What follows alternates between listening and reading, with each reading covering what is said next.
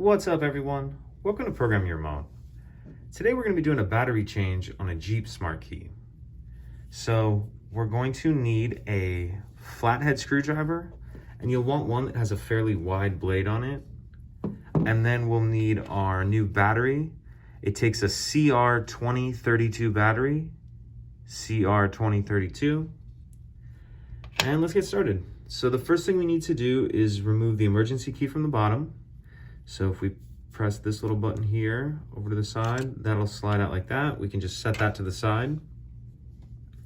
And now if we look on the bottom, we'll see that this has a little notch right here. We're gonna take our flathead screwdriver and put it in that notch, and then we're just going to twist it like we're twisting a key, like this. So put it in the notch, twist. That'll lift this shell up just a bit. So we can go ahead and pull the front part off, set that to the side. And there'll actually be one more shell that'll come out of here. And if it gets stuck like mine was, you can just use this to come up. Okay, so then you'll have this piece come off as well.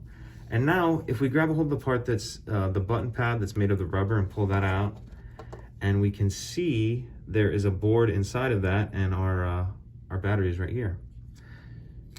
So we'll just lift the corner up out of the rubber piece like that. And then we can get our finger in there, pull the battery out, grab our new battery, and you're gonna wanna put this in with the plus side up. Plus side up, get that in there. Make sure that's sitting down in your rubber piece. And now grab your back, this is the back shell, and we're gonna place our rubber piece in there and situate it around that little ridge that's in there. Once that's seated properly, we can grab this part of the inner shell and put that over the top and snug that all the way down. And then we can grab the front shell and that'll snap back on like that. Slide your key in the bottom, and that is it. Pretty simple. If you have any questions, please let me know. If you could take a second to like and subscribe, it helps us out and I'd appreciate it. Thank you.